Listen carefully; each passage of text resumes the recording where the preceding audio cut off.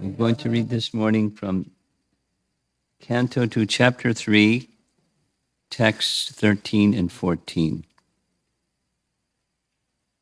Translation for text 13.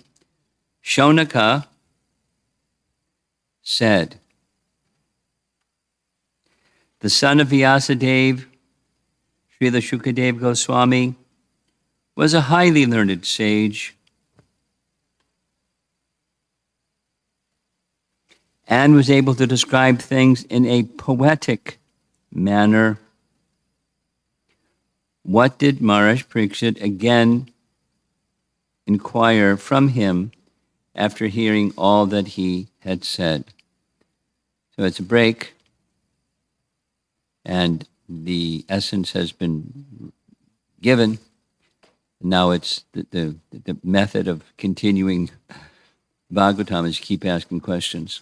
So this is Shaunaka narrating, or Shaunaka asking questions of Sutta, and Shukadeva Goswami is describing that conversation.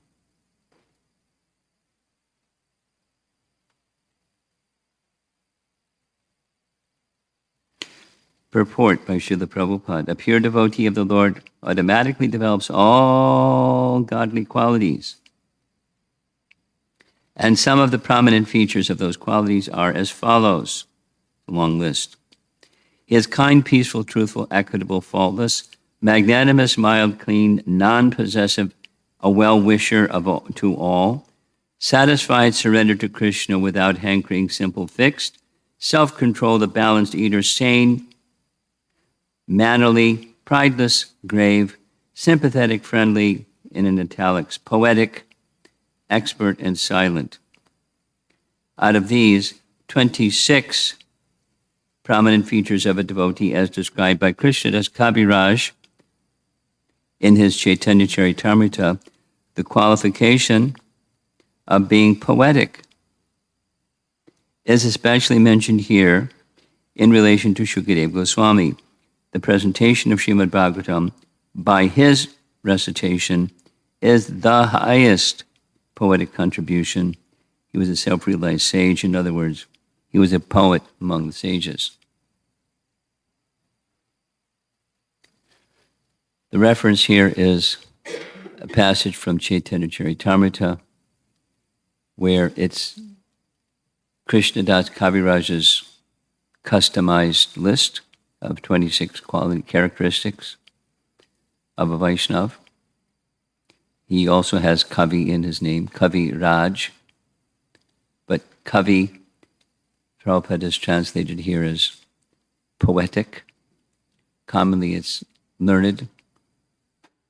So therefore, the special qualification of Shukadeva is amongst those who are learned, because the next verse says Vidvan. Vidvan means learned, and amongst those who are learned is one who is poetic. Kavi. Again, Kavi can mean also learned. But the emphasis given here in Prabhupada's rendering is poetic. So what is, poetic, sometimes our founder Acharya, Srila Prabhupada, would refer to the writers of creative poetry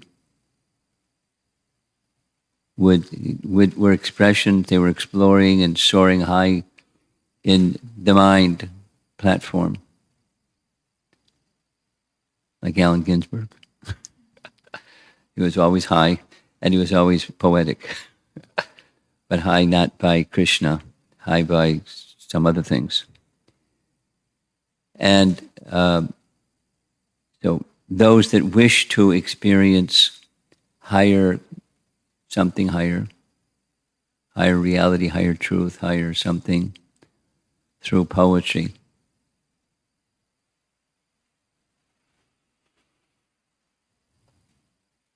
And it may be poetry, may be ornamental and aesthetic and pleasing to the mind pleasing to the ear to hear poetry, recitation of poetry. I mean, I don't know what goes on today. When I was in college, it was like a thing. People would come around the college circuit and they'd recite their poetry, and there wasn't like a big audience, but it was a pretty big audience. And people would sit with their intoxication cap on and listen to poetry readings, and like, wow.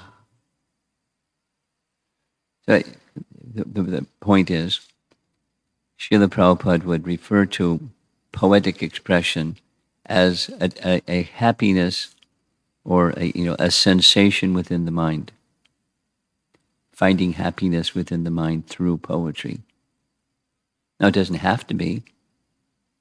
In fact, that material platform of poetry is a reflection, and a distorted reflection at that, of the transcendental poetry. So why transcendental poetry? Well, it's easy. While there are ornaments or alankara in writing that are poetic expressions, where something is compared to something, or it's not even necessarily like da-da-da-da-da-da, they're just saying it is.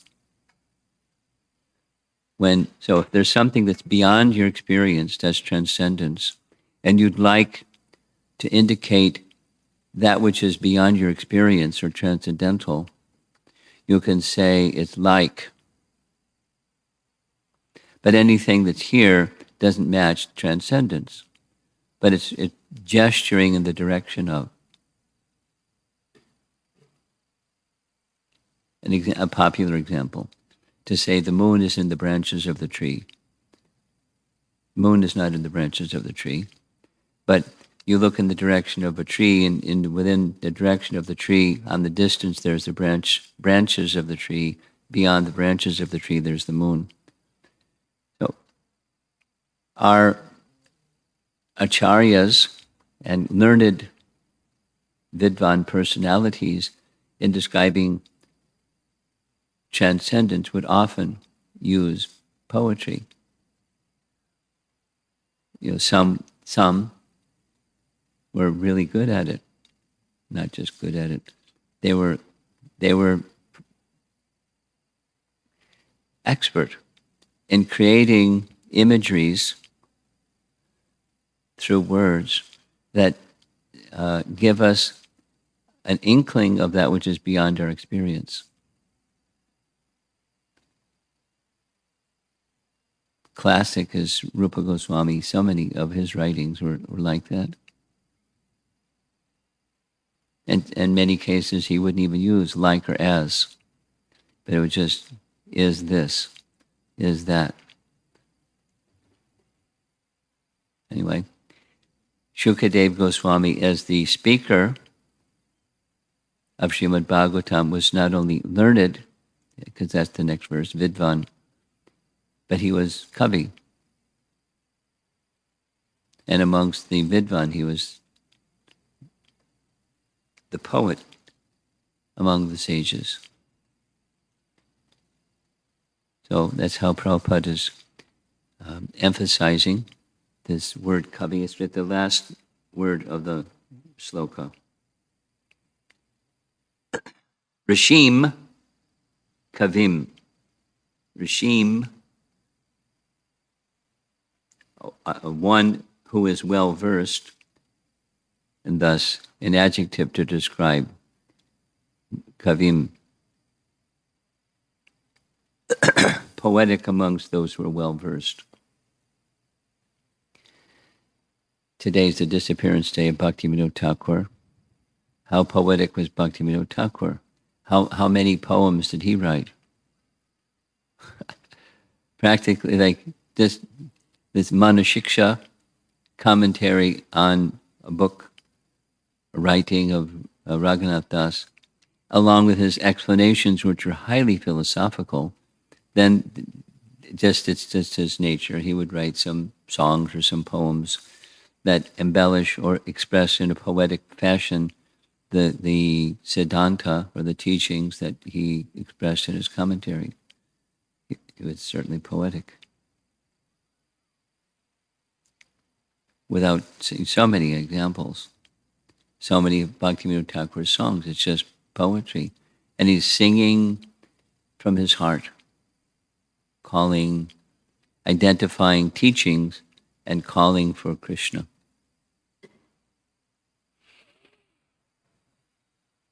Sharanagati, collection of songs, very poetic. Oh, Kavi, he also.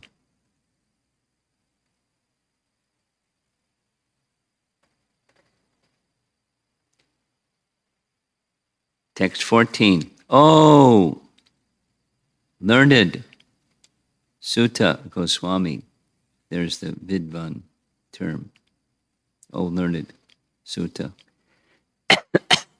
Please continue to explain such topics to us, the topics discussed between Shukadeva and Maharaj Parikshit. We are all eager to hear. Besides that, topics which result in the discussion of Lord Hari should certainly be discussed in the assembly of devotees.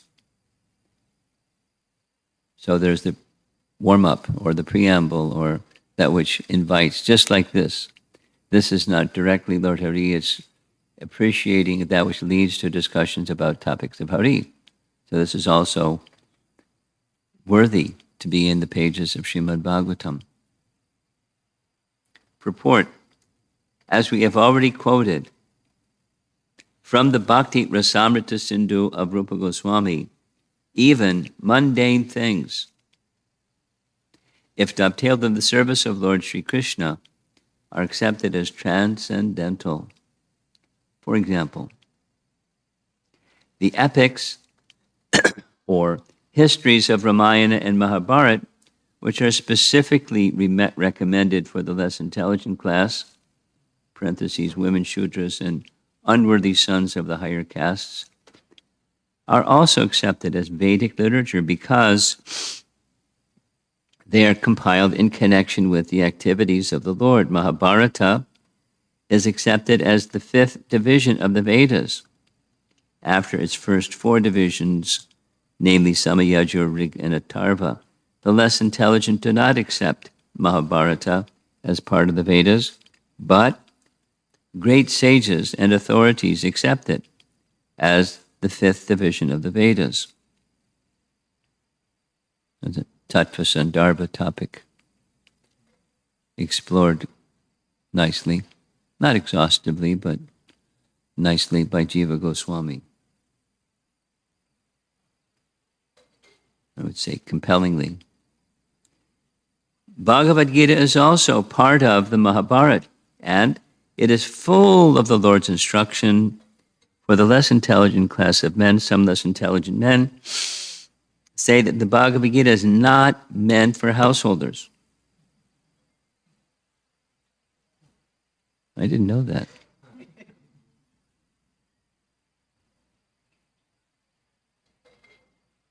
But such foolish men forget that Bhagavad Gita was explained to Arjuna, a Grahasta, family man, and spoken by the Lord in his role as a Grahasta. So, Bhagavad Gita, although containing the high philosophy of the Vedic wisdom, is for the beginners in the transcendental science, and Srimad Bhagavatam is for graduates and postgraduates in the transcendental science. Therefore, literatures like Mahabharata, the Puranas, and similar other literatures which are full of the pastimes of the Lord are all transcendental literatures, and they should be discussed with full confidence in the society of great devotees. Paragraph. The difficulty is that such literatures, when discussed by professional men, appear to be mundane literature, like histories or epics, because there are so many historical facts and figures. It is said here, therefore, that such literatures should be discussed in the assembly of devotees. unless they are discussed by devotees, such literatures cannot be relished by the higher class of men. So, the conclusion is that the Lord is not impersonal in the ultimate issue. He is the Supreme Person, and He has His different activities. He is the leader of all living entities, and He descends at His will and by His personal energy to reclaim the fallen souls. Thus, He plays exactly like the social, political, or religious leaders, because such roles ultimately culminate in the discussion of topics of the Lord. Such preliminary topics are also transcendental. That is the way of spiritualizing the civic activities of human society. It's a nice hint about, bridge preaching somehow. That which leads to is also beneficial. Men have inclinations for studying history and many other mundane literatures, stories, fiction, dramas, magazines, newspapers, etc. So let them be dovetailed with the transcendental service of the Lord, and let all of them will turn to the topics relished by all devotees. The propaganda that the Lord is impersonal, that He has no activity, and that He is a dumb stone without any name or form, has encouraged people to become godless, faithless, demons. And the more they deviate from the transcendental activities of the Lord, the more they become accustomed to mundane activities that only clear their path to hell instead of return them home back to Godhead. There's an asterisk with a note at the bottom. Even 50 years ago, the social structure of all Indians was so arranged that they would not read any literature that was not connected with the activities of the Lord. They would not play any drama not connected with the Lord. They would not organize a fair or ceremony not connected with the Lord, nor would they visit a place that was not holy and sanctified by the pastimes of the Lord. Therefore, even the common man in the village would talk about Ramayana and Mahabharata, Gita and Bhagavatam, even from his very childhood. But by the influence of the age of Kali, they have been dragged to the civilization of dogs and hogs, laboring for bread without any sense of transcendental knowledge. Footnote. Prabhupada. Concluding, Srimad Bhagavatam begins from the history of the Pandavas. That's chapter 7 of Canto 1. Srimad Bhagavatam. With necessary politics and social activities, and yet Srimad Bhagavatam is said to be the Paramahansa Samhita, or the Vedic literature meant for the topmost transcendentalist, and it describes Param Jnanam, the highest transcendental knowledge. Pure devotees of the Lord are all Paramahansas, and they are like the swans who know the art of sucking milk out of a mixture of milk and water. Prabhupada's purports are so effulgent, so much light.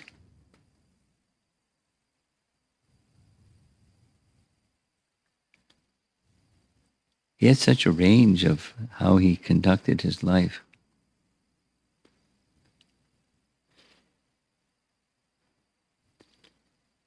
You were asking the question, how did Bhaktivinoda sleep so little and how do you get there? It's just such enthusiasm for service. It's energizing to the soul course, it's depending upon descending mercy to be able to do like this, but with such enthusiasm, because there's the Krishna connection, and the Krishna connection strengthens the enthusiasm, and the enthusiasm strengthens the Krishna connection, and so forth. So this is it's a transition section. These couple verses transition from a long narration by Shukadev Goswami to Maharaj Parikshit in response to his question. Now, that discussion between Maharaj Parikshit and Shukadev Goswami was later discussed by the sages of Naimisharanya and Sutta Goswami. So that's how the Bhagavatam begins, the exchange between those two, and then we find Maharaj Parikshit being met by Shukadev Goswami at the time of his death, etc., etc. Just a comment, but it gets complicated, like chronology and what's the main storyline. But it's a story within a story within a story within a story, or a conversation about a conversation about a conversation about a conversation, and then it goes back. The itihasas and Puranas are filled with such things. And Vyasadeva being the compiler of all of that. And the empowerment of Vyasadeva coming from Narada Muni. And so forth. The goal has been identified. That's being absorbed in transcendence, having the mind absorbed in transcendence, and thus the waves and the whirlpools of the material energy subsiding, and complete clarity. So what does one do when you have complete clarity? You do more of the same. And to get there, what do? You do more of the same. So we have the opportunity, by the grace of our founder Acharya, to receive Srimad Bhagavatam in its fullness, without always making reference. There are some places certainly where Prabhupada makes reference to Rupa Goswami wrote, and Vishwanath Chakravarti Thakur wrote, and predecessor Acharyas commented and brought out something.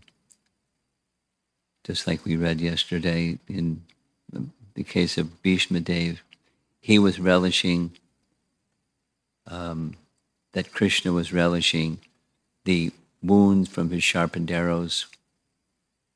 And Vishwanath Chakravarti Thakur was commenting not from the Dasya Rasa perspective, but from the Madhurya Rasa perspective. It's like, again, the poetry, like a lover being bitten by his beloved, and it doesn't feel painful. It's enjoyable. So Krishna was feeling like that. So poetry and revealing loving exchanges, and thus the transcendental nature of the personality of Godhead is being revealed. And the little emphasis here, there are those topics that lead to those topics. And those topics that lead to those topics are as transcendental as the other ones. It's a similar understanding to the Rupa Goswami's explanation of bhakti is uttam bhakti. And uttam bhakti means topmost, uttama, topmost bhakti, uttama bhakti. includes sadhana bhakti, where it's preliminary, or it's practice. It's not fully realized, it's not fully purified, it's not perfect.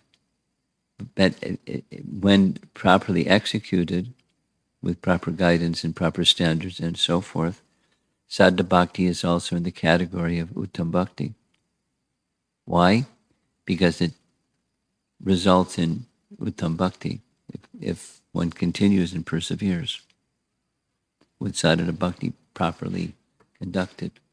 And the objective of reaching uttam bhakti, unmixed devotion, although one may not be there, that's us, we're not there, but continuing with the practices, not in a complacent way, but in a submissive way to the process that carries us to the goal. Sadhana leads to sadhya, if done properly. That's the whole point. So therefore, even this, it connects to a topic that goes back to chapter 2. One of the big topics of chapter 2 is there's indirect processes that these potentially can lead to direct. They're intended to bring one to the direct process, if done properly. And but even the preliminary bhakti topics are on the as good as, on the transcendental plane, as good as transcendental as unmixed devotion, the direct glorification of the name, quality, pastimes, etc., the personality of Godhead. Naturally, devotees will like hearing directly about Krishna's activities and the exchanges of love between Krishna and his devotees, and particularly appreciative of the love that the exchanges of love between Krishna and the residents of Vrindavan, and understanding, appreciating, hearing, remembering those topics hold a special place in the heart and in the minds of sadhakas. At the same time, caution that, from Prabhupada, the Bhagavatam is comprehensive. And so while we may have some special appreciation for those topics, we should continue purification-wise and consciousness elevation-wise to hear even those topics that lead to those topics.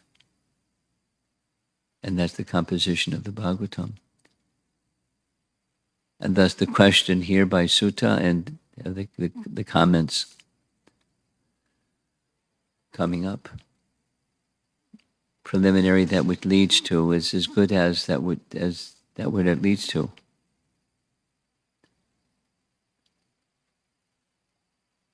Like that saying, even the longest journey begins with the first step.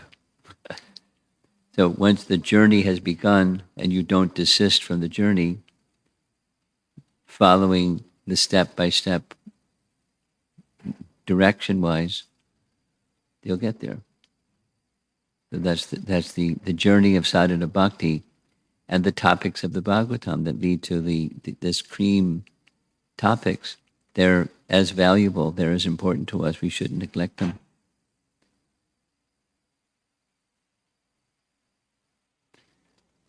See if there's some discussion.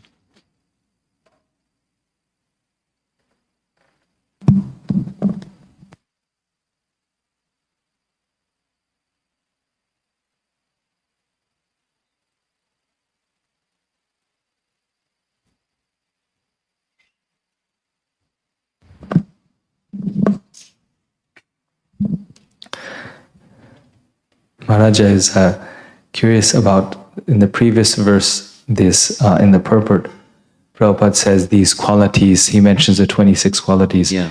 develop automatically in a devotee. Okay, yeah, I was meant to speak about that.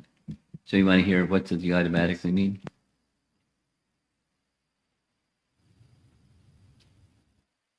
It's not automatically like a machine. It is automatically in the sense that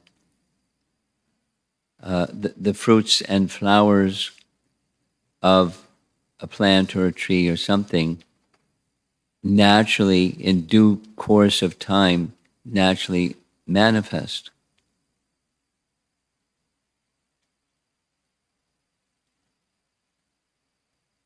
Now, I was visiting in Alachua recently, and I was told by one devotee that daffodils and tulips don't grow in Florida.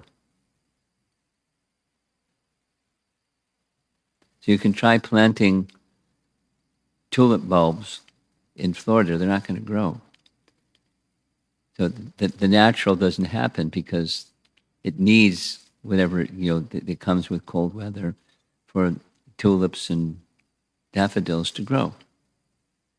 So the naturally doesn't work without the right conditions, or the automatically doesn't work without the right conditions. So the automatically assumes or includes the right conditions, and the right conditions then unfold naturally in natural sequence. Then automatically doesn't mean that you don't cultivate these qualities.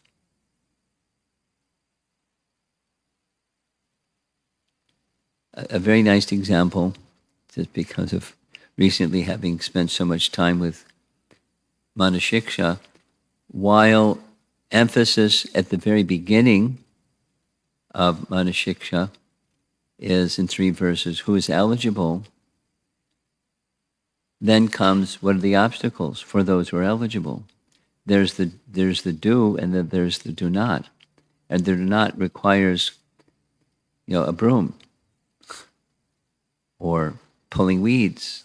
Anartha-nivritti doesn't mean automatically ho-hum. It means part of the natural process of gardening is you pull weeds.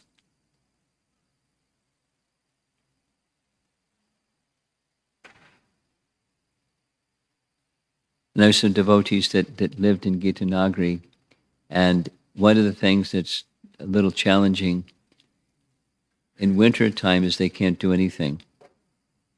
So I said, you must get bored. They said, no, we're making the plan for the spring. It takes a lot of time to make a plan for the spring. And I saw, very common, when spring comes, they're out there making a garden, and they plant a zillion things. And then the summer comes, and they get distracted by a zillion other things. And the garden is no longer, because the weeds grew so rapidly that whatever they planted, you can't even see, choked by the weeds. So they just it takes a lot to pull weeds. Now, in course of time, this is part of the, what does automatically mean? Weed pulling may diminish season by season by season because there's seeds in the soil for weeds. But you don't just clip the tops of the weeds, but you remove at the root the weeds and do it year after year. It makes the garden place less likely to have weeds because the seeds have been matured and they were all removed. So it becomes a easier garden. But still, some gardening is required. So automatically doesn't mean you can look, you plant some seeds, you look the other way, and everything's going to happen. There's diligence in cultivating that which is meant, and there's diligence in eradicating that which is unwanted. And we try to cultivate, like out of these 26. There are some very advanced devotees that may not appear to be very poetic. And there's some devotees that are very poetic, naturally. But part of those who are poetic comes from associating with those who are poetic. That's a little comment on the automatically. I wanted to speak about that. Thank you for asking.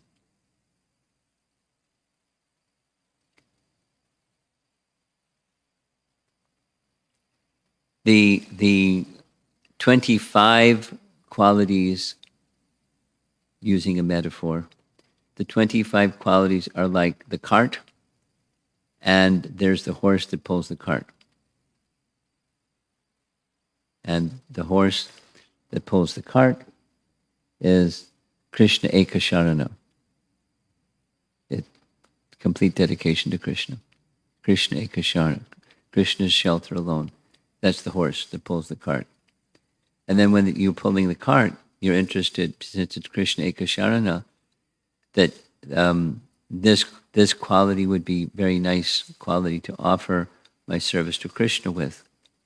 So you spend attention to invest attention in developing that quality and minimizing that which is the opposite of that quality.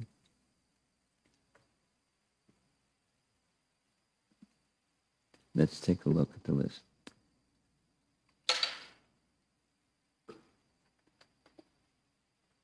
Faultless.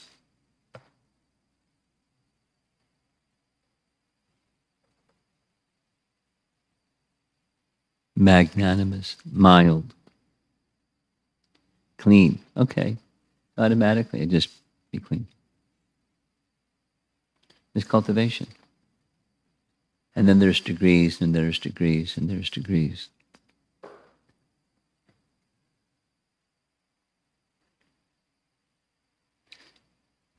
I remember at one GBC meeting, there was some private discussion, and we were supposed to meet in Harikesh, then Swami's quarters, and he said, we came to his door, and he said, I'm sorry, but I was trained by Srila Prabhupada so intensely in the matter of cleanliness, I think we should meet in a different room. Because I'll be disturbed if we don't maintain that standard of cleanliness that Prabhupada trained us with. And so Prabhupada was immaculately clean. It wasn't like, a phobia or an obsession or something. It was just, he was very, very particular about being clean. And it doesn't just automatically come. It's cultivation with association. Anything else? Yeah. Do we have a portable microphone?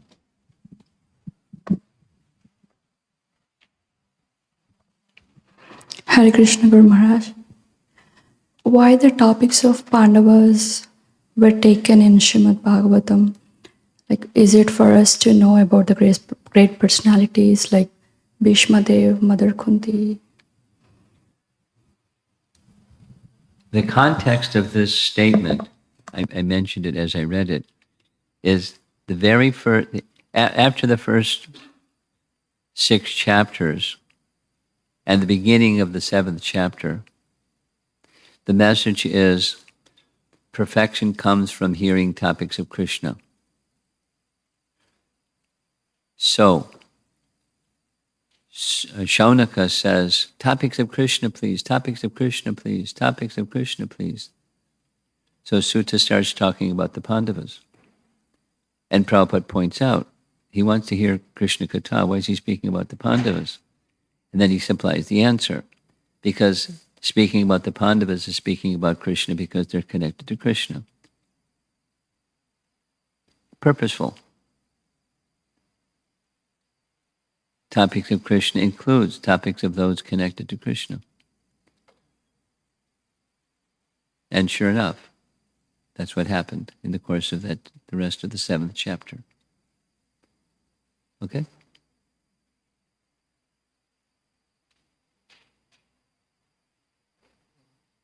Yes.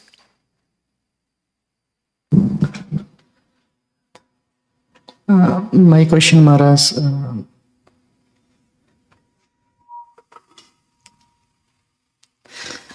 Side.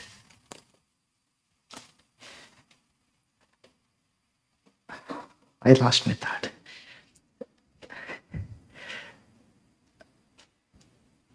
I mean, from sadhana bhakti leads to sadhya bhakti. I mean, from bhakti perspective, it is clear. But then, when somebody follows Vedas, I mean, maybe some fruitive activities, whatever lower levels, so still they get entangled. But still, does it bring them to the higher stages? It can. It depends on the bhakti, the strength of the bhakti, proportionate to the strength of bhakti. Yes.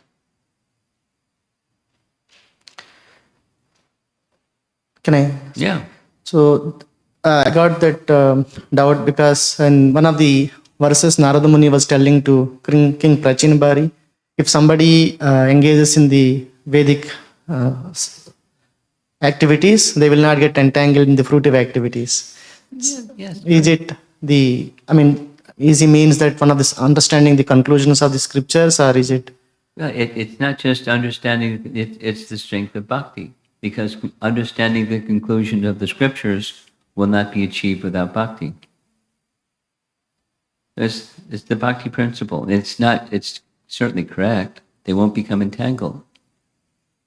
But that's the sadhya. And then there's the sadhana. So if they follow the sadhana faithfully, they'll get there.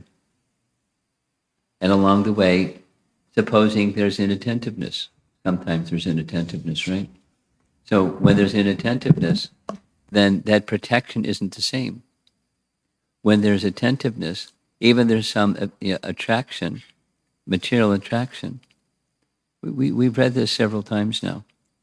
Even when there's material attraction, that the process can carry one beyond the entanglement. That's good news, isn't it? Because we're in the I'm not there yet club. And so sometimes we're more attentive and sometimes we're more distracted. And when we're more distracted, there's entanglement.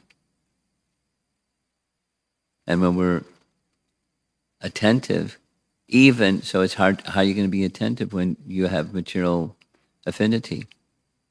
Well, there's effort and mercy. So at times when there's effort and mercy and unsteadiness, there's more attention sometimes. So that Krishna connection, the cleansing is going on, etc.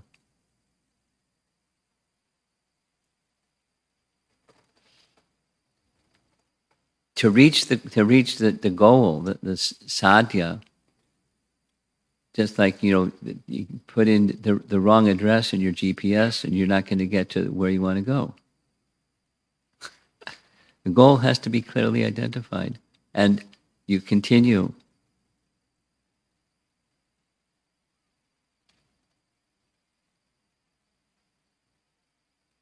Okay? Don't worry. Don't worry about, will I get entangled? Give your attention to, that's a possibility, depending upon my inattentiveness. Now let me be attentive. Or strive. And one who strives, Krishna will help. That's the reassurance. Okay? Srila Prabhupada ki jai.